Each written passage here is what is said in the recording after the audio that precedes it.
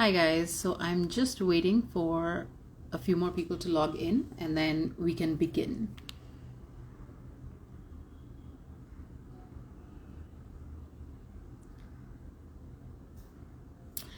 So today I wanted to do a session on yoga versus working out for women's health and fertility. If you're familiar with the work that I do, you know that I really like to work out, and I've been practicing yoga for a long time. And I really do believe in yoga and in yoga therapy, and I do yoga therapy as well, and I've used yoga therapy for myself over the years. So, it's something which is very familiar to me. Working out, I've tried many different types of workouts, and, I love to run. So, all of that is really familiar to me. But when I was trying to conceive, and during that time, I became interested specifically in women's health and women's hormones. I started to notice that a lot of the people that I was referring to, like a lot of people who like the alternative healthcare practitioners that I was going to, a lot of them, they started to tell me to slow down. So I came to yoga class, or went to acupuncture, or I would go to homeopaths and consult with them about like what's happening, why am I finding it so hard to conceive, what's happening in my body. And a lot of them would just say, well, that's because you need to relax, you need to sort of calm down the system. So that is really what got me thinking about what is it in the practice of yoga versus working out that is that works. Like, what is so different about yoga? How is yoga different from just working out? And working out can be anything. So you could be working out in the gym, you could even be like running. Running is something that I used to do a lot. Or a lot of people, they like to play like a sport or something, or go swimming. All of these are what we would consider working out. Yoga is also a workout, but today I want to talk about how the right sequence and done under the guidance of the right teacher, it is actually very different from a workout, from anything else that I've just spoken about. So when all the holistic health care people that I was referring to, when everyone started to tell me to relax, and particularly my yoga teachers, who had seen me practicing for a long time, I'm considered an advanced practitioner, all of them, started to say like, you have to relax, you have to slow down. And I just could not understand what they were talking about, because to me, yoga was just, it was a way, like I would feel relaxed after doing a very intense yoga session. I would feel relaxed when I had gone for like a 10-kilometer run, and that's the kind of state of mind that I was in. In fact, the whole journey with yoga for fertility was also a little, it was not straightforward, because initially when I went to my first teacher, she put me on a routine which was very intense. Like I was doing about 20 back bends every day, and she really wanted to stimulate my system. But then over time, as she started to observe me, she started to observe my movements. She said that, we have to like cut it down, and we have to like really change the whole thing, change the whole sequence. And with the new sequence, she had me in a lot of supine asanas, so I was lying down a lot more. I was spending a lot of the yoga session just lying down, and like in a relaxed position, and where there was very little movement, so even like my the standing asanas that I was doing, those were also promoting a sense of stillness in my body, so it was a very different way of practicing yoga. And it was just it was very different, and it was an eye-opener for me. And initially, to be honest, like I found it very boring, because I am somebody who loves to move. If you know my history, I used to be overweight, and then I lost a lot of weight through like dieting and working out. And so for me, I think I'm somebody who likes to work out. I'm compulsive about working out. So this kind of, and even my yoga practice is very intense. So now when my teachers were saying, well, you have to spend half an hour every day just lying down in various different postures, it was very unsettling for me. And it was also I would say it was very boring also. And but eventually I started to observe, and observation is something that we do as yoga students. It should be coming very naturally to us. And I started to observe that after the yoga session I would feel very, very different. Like specifically these yoga sessions that my teachers had designed for me, specifically my system and the problems that I was facing. I started to realize that I was feeling different, and I started to really I started to feel that there's like a sense of transformation that's happening, and that transformation was like really tangible. I could like actually sense it in my body. Like my body was feeling different and my mind was feeling different. And of course in yoga we both are related, and that's one difference between yoga and working out.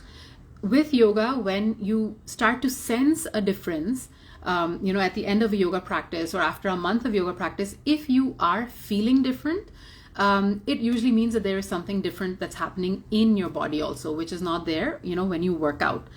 So this feeling that I was getting, this sense of wholesomeness, this sense of fulfillment, a sense of contentment, it was very new for me. And so I realized that, this is when like the actual transformation started happening. And what was great was that it was so tangible for me. I mean, that's something that had never happened with like working out. This like how tangible it was, that my mood was different. The way I was moving was different. I felt happier. I felt more content. And that's not to say that something was actually changing. Like I was doing my blood tests and things like that. It's not to say that I was actually like something was changing, but I could sense the change. So, so I really felt that there's something to it, So I started off feeling like really bored in the yoga sessions. And then eventually I started to find that, okay, there is something different. I am feeling different. I'm feeling more connected to myself. And that's when I realized that I was experiencing the main difference between like working out and yoga, and particularly for women's health, that the yoga was working on me from the inside. So and that's when I started to realize that a lot of the friends that I had and women who were coming to my class, they would complain. A lot of women have these problems with ovulation. Some women have like PCOS issues, some even thyroid. All of these are related to the hormones in a woman's body. That all of these are actually, I started to realize that these are stresses in the system, and they're not it is not just a physical problem. This is a problem at a deeper level. It's a problem at the mental level. And that's when I started to realize that perhaps the problem that I was having was also not because I was not moving enough, because I wasn't doing enough, but because I was like maybe doing too much, and just doing too much and just overstressing my system. And so that's the first thing that I wanted to like talk about, is that, see, if you are a woman who has a very stressful job, and you go to the gym, you lift weights, you run, and then you go to work and you have deadlines that you're dealing with, and then on top of that you have family tensions that you're dealing with, then your system is stressed. I mean that, and mostly today our systems are stressed. So stress is not something that is just external. It is not just something that happens with a deadline. It's not something that just happens because of like a bad relationship you're having or a fight that you've had. That is not the only, that's a very tangible stress that is around you. But a lot of people think that once the deadline is over, a lot of people think that, if the relationship that's causing the stress is over, or the problems are over, that the stress no longer exists. But the fact is that if you have chronic stress that you're dealing with every day, so if you have a job which keeps you chronically stressed, that the stress, the way your body receives the stress and holds the stress, it's not easy for the body to let it go when the stress is no longer in your system, right? So the stress hormones in your body do not vanish or just evaporate once your deadline is gone. So that's something very important that women must understand today, that just because you feel that there is no stressor in your environment or in your system, it doesn't mean that there is none. What happens is that that stress is retained in the body in the form of stress hormones. And so, for instance, cortisol is a stress hormone. And if these hormones are present in your system, as a result of stress, if these hormones are present in your system, they will be circulating throughout your system, and that stress is there. And that stress, that imbalance of these hormones, it can manifest as many things, such as PCOS, such as PCOD, such as a thyroid issue, such as fibroids. All of these are just basically, stress. It's basically stress in your system, which is manifesting in different ways. So that is the first realization that I experienced, and that made me more receptive to slowing down and to what my yoga teachers were saying, what my acupuncturist was saying. And that really was like the turning point to how I was approaching my journey to conception, and how I was approaching my life and my health, and my yoga practice also. Because today my yoga practice looks very different from what it was, like 2 years ago when I started looking at these issues that I was dealing with. Now, if your yoga routine is well designed, then it will calm you down. Okay, but the problem today is that we go to a yoga class and we think that all yoga classes are the same, that any yoga class will help you with your PCOS or PCOD. But that is where I think a lot of people who are interested in yoga as therapy, that's where you go wrong. If you're looking for yoga for therapeutic reasons or to help you with fertility, you cannot just go to any yoga class. Because a yoga class that is really going to work is going to be one where the teacher has designed a specific routine and not just put a bunch of breathing exercises and a bunch of postures together. And these postures, this collection of postures that the yoga teacher has designed, it will be like a sequence, and you'll have to like practice it in that sequence every day. Like the sequence might not even change. So that is the difference between going to just any yoga class and hoping that it's going to help you with your fertility issues, or hoping that it'll help you with your PCOD or PCOS. And I think because a lot of women feel this, they feel that they can just go to like a yoga class in a gym where teachers are rotating every day, and they're hoping that they're doing yoga, so it's going to help regulate their periods or regulate their thyroid, and then it doesn't work, and they wonder why. Well, it's for this reason that if you are looking for yoga therapy for your fertility issues or other hormonal issues, you cannot just go to any yoga class. Just like medicine, not like the doctor gives you a particular prescription. So a yoga sequence will also be specific to you.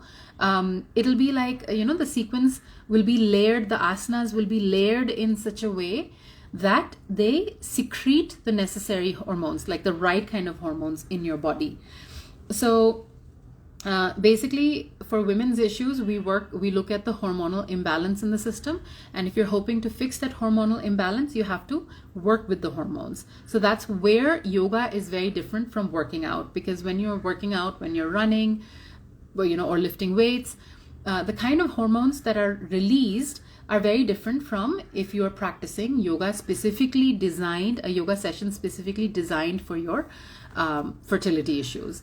So that is that's like the main difference. And that's like a lot of women I know, they're looking at yoga or alternative health to help them conceive or to help them regulate their PCOS or thyroid. So you have to remember that not all yoga classes are created equal. And if you are a woman who is who works in a highly stressed environment, who has a highly stressed home life, you need to work on slowing down the body, instead of pounding the pavement every morning, running and doing your kilometers. So that's the one main difference. And if you are able to sort of find a good teacher and get over your initial boredom of doing the same yogasanas every day, the same sequence every day, and some people are even like a little hesitant to do yoga because they think that it's boring, that they've tried it once and they didn't like it. I mean, there's so many reasons that people have for not wanting to practice yoga. But if you can get over your initial hesitation and your initial boredom, I promise you that you will start to experience a tangible change.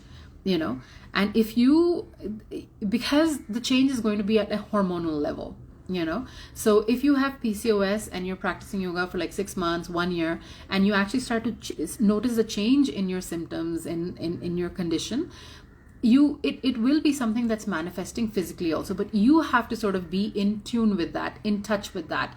And I find that a lot of women today, because we're just in such a fast-paced world, we don't stop and ask ourselves how we're feeling, so a lot of women, and this is promoted in these fitness sessions which are designed just to make you sweat, and there's a huge emphasis on that. Like, a lot of people emphasize that you have to sweat it out, and then you feel better, and people feel that rush of endorphins, and they think that that's that is going to help. But when it comes to yoga therapy, that's not what that's not what we're looking at. In some cases, yes, but if you're dealing with hormonal issues or fertility issues, no, that's not what we're looking for. We are trying to slow you down. And also, like, a lot of people say, okay, then should I not be working out? And again, you should be working out. You should be working out is very important. I work out, but also if you're thinking that working out is the same as yoga for fertility, it is not. It's completely different. In a workout, you'll always be focused on the outside, so you'll always feel better when you're able to run further or faster, or if you're able to bench press, heavier weights. But yoga, because you're dealing with your hormonal system, because you're dealing with an internal system of the body, which is not so tangible. So yoga sometimes ends up being very boring for people, but ultimately the change that is happening in you when you practice yoga is internal. It's usually intangible, and it takes a longer time for it to manifest outwardly. So this is the difference. But yoga in the long run for fertility, for other hormonal issues, it's something that really changes the quality of life, and it's something that really works. You just have to be patient, and you just have to find the right teacher and the right sequence for you. And also, like, a lot of doctors, sometimes suggest, and I'm not criticizing doctors here, but a lot of doctors do tell a lot of women who are suffering from hormonal issues to work out and eat better. And yes, you need to exercise, but you have to remember that yoga is a whole different ball game, and you can exercise 5 times a week, but you need to do yoga at least 3 times a week, to balance it out. Working out is definitely very, very, very important, but yoga is not the same as working out, and a yoga therapy session should be incorporated in your routine like several times a week. And if you have a hormonal issue, so to sum it up, if you do have a hormonal issue, remember, it's by working on the hormones that you're going to get over it, right? So if I have an issue with, like, I don't know, with my skin, I'm going to be working with my skin, right? So in the same way, if you have a problem with your hormones, think about it. You have to work with the hormones, and how can you work with the hormones? It's through something that works on the internal composition of the body. So that would be something like yoga, instead of something like just swimming or running, Again, you should swim and run and work out, but yoga is a whole different ball game. Also, just any yoga session, any yoga class is not yoga. When you're looking at yoga for therapy, you're looking at yoga for female health, and like hormonal balance, you have to remember that the routine has to be well designed, and the routine has to be that sequence has to be followed. So it's not that you can just follow anything like a bunch of asanas and just put them together and within half an hour complete it. No, a yoga routine for hormonal health does not work like that. Yoga therapy is a sequence of yogasanas practiced in a particular way. Each asana will be practiced for a particular amount of time in a particular sequence. These asanas will be layered on top of each other, and that's when they will actually have an impact on you. So remember that. It's not just that you have a list of asanas in a book and you're going to do that and it's going to show a result. No, it's not like that. It is a highly sophisticated science, and that's why we always suggest go to a well-trained yoga teacher, and don't go just anywhere. Not like if the teacher at the local gym only has like a year's experience and has just become a yoga teacher, she will definitely not be able to really work with the complexity of hormonal issues that are out there. And so there is a certain methodology, there is a technique. It is not just a haphazard collection of asanas. And you will be able to tell the difference, because after a yoga session, if you tune in to how you feel, you should be feeling better, so, and it's a tangible thing. You will be feeling better after one yoga session with a good teacher and with a well-designed yoga routine. If you're not, then there is a problem and you have to address that. So, if you want to explore yoga therapy, I suggest that, and especially yoga therapy for hormonal issues, women's related issues, fertility issues, all of this, I cannot emphasize going out and talking to different teachers, attending different classes, giving it time, and giving it a chance and giving it time. Just swallowing your initial hesitation, just ignoring, like the initial boredom that might happen. And I cannot like emphasize it enough, because that's what helped me. Usually these things, if you take medicine for it, you'll be dependent on medicine. If you're taking medicine for your thyroid or for your PCOS, you'll be dependent on them unless you have like a good diet, a good lifestyle, and yoga to go along with it. If you're looking for a long-term solution for these hormonal issues, yoga is the way to go. You really, I would encourage that you really explore that. And always remember that a good yoga teacher, they will have their own methodology. They'll come with their own experience, with their own techniques. So they won't be saying things like, oh, today we will work on your legs, or today we'll work on your abdominal fat and things like that. They will have a methodology, a technique.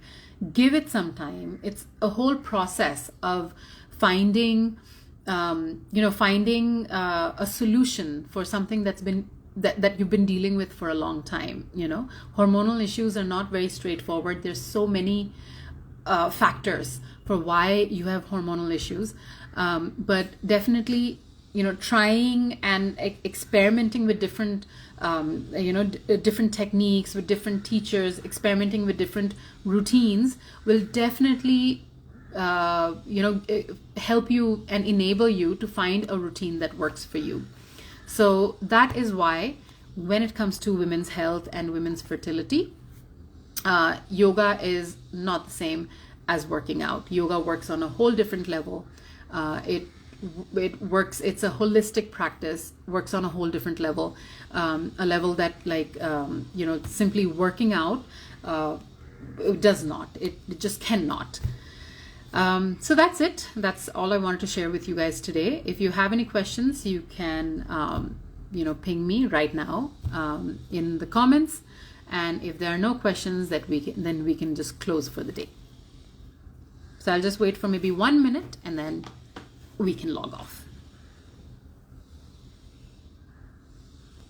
Let me see if anyone has actually left any comments.